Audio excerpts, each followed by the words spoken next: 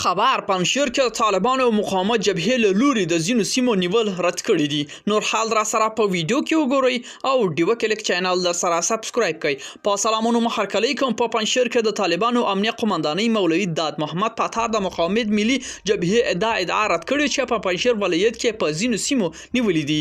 د مولوي پتار وایي چې پرون مازدیګر د مخالفانو په ځینو سیمو کې ډزې وکړي او بیا بیرته د غرونو څوکو ته په شا شول.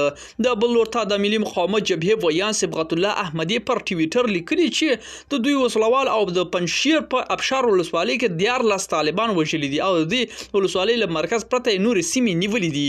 د دې همدا راز د ادعا کوي چې عبدالله خیل درې له طالبانو تصفیه کړې ده.